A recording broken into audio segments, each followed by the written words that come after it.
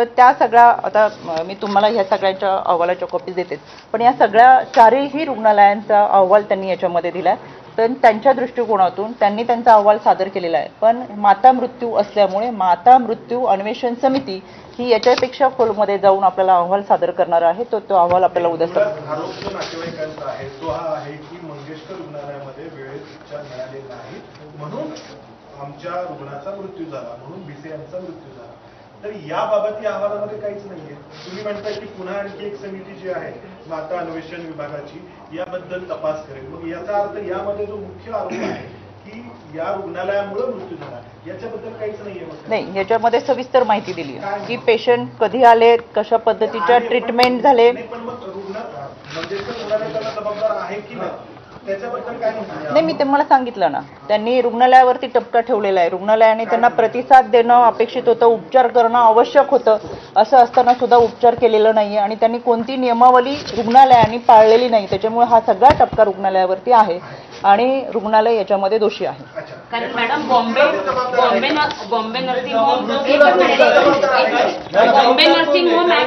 Nursing home act नुसार दीनानाथ रुग्णालय हे महापालिकेच्या अंतर्गत येतं. त्यामुळं यांनी जरी फक्त निष्कर्ष काढले असले तरी मूळ कारवाई ही महापालिकेकडून होणार आहे. तर मग महापालिकेला आपण काही वेगळ्या सूचना दिलेल्या आहेत का? तुम्ही पाहिलं असेल, सगळ्यात माझं पहिलं पत्र हे महानगरपालिकेलाच होतं. महानगरपालिकेला पत्र दिल्यानंतर ही समिती तयार झालेली आहे. पण आज या ठिकाणी बैठक घेत असताना केवळ दीनानाथ मंगेशकर हॉस्पिटलच नाही तर ससूनच्या संदर्भात सुद्धा अनेक काही तक्रारी होत्या आणि ही घटना घडल्यानंतर पुणे शहर आणि आसपासच्या परिसरातून मोठ्या प्रमाणात तक्रारी आमच्याकडे आल्या आणि एकंदरच आयुक्तांच्या उपस्थितीमध्ये, मग त्यामध्ये ससूनचे डीन सुद्धा होते, आरोग्य प्रमुख सुद्धा होते आणि या सगळ्यांच्या उपस्थितीमध्ये एकंदर सर्व रुग्णालयांचा आढावा आज घेण्यात आला. रुग्ण ज्यावेळेस भरती झाला आणि त्यानंतर रुग्णालयातून बाहेर पडला त्या 5 तासामध्ये जर रुग्णावरती उपचार झाले असते तर कदाचित आज रुग्णालयामध्ये असला नक्की. म्हणजे याचा अर्थ की 5 तासाचा वेळ गेला त्याच्यामुळे रुग्णाचा मृत्यू झाला. साधिकच आहे. 5.5 तासाचा कालावधी हा रुग्णाला कोणत्याही पद्धतीची प्राथमिक उपचार सुद्धा मिळालेले नाही. ती जबाबदारी रुग्णालयाची होती. त्याच्यामुळे रुग्णालयाने हलगर्जीपणा केलेला आहे, मगरुरीपणा केलेला आहे.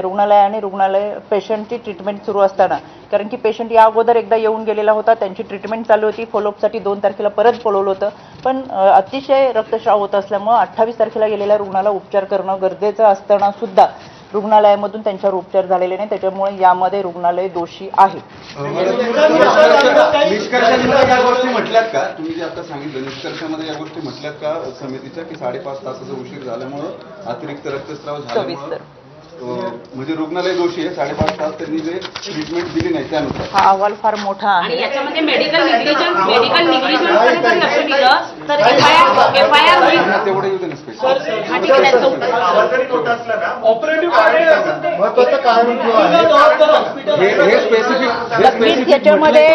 याच्यामध्ये हॉस्पिटल जबाबदार आहे.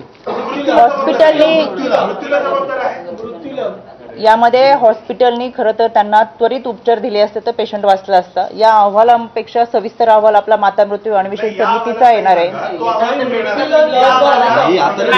मॅडम याच्यामध्ये मेडिकल निग्लिजन्स झाला असं काही आहे का? आणि मेडिकल निग्लिजन्स जर झाला असेल तर एफआयआर दाखल होईल का? आणि मग पोलिसांचा रोल काय असेल त्याच्यामध्ये? तुमच्या माहितीसाठी आता खरं खूप मोठा अहवाल आहे म्हणून मी सांगत होते. एक त्याच्यातले फक्त म्हणजे तुम्हाला एक वाक्य सांगितलं की लक्षात येईल की साधारणतः अहवाल काय. रुग्णालयाच्या खुलासानुसार सदर रुग्ण 5 तास 30 मिनिटे रुग्णालयात होता व डॉक्टरांना कोणतीही कल्पना देता परस्पर निघून गेला असं जरी त्यांनी नमूद केलं असलं तरी यामध्ये 2021 मधील 11 जे आपत्कालीन व्यवस्थापकीय वैद्यकीय सेवा आहे या रुग्णाच्या आर्थिक क्षमतेचा विचार न करता गंभीर रुग्णांना प्रारंभाने मूलभूत जीवित रक्षणाच्या सेवा देईल आणि तदनंतर आजारासंबंधी वैद्यकीय टिप्पणीसह लवकरात लवकर रुग्णाला सोयीच्या नजीकच्या संदर्भ रुग्णालयात संदर्भित करेल. जीवित रक्षणासाठीचे सुवर्णकालीन म्हणजे गोल्डन आवर्स मधली जी ट्रीटमेंट होती ती उपचार पद्धतीचे निकषाचे पालन केले जाईल अशी तरतूद असताना सुद्धा रुग्णाला प्राथमिक उपचार करून संदर्भ सेवेचे नियोजन करून संदर्भ करणे अपेक्षित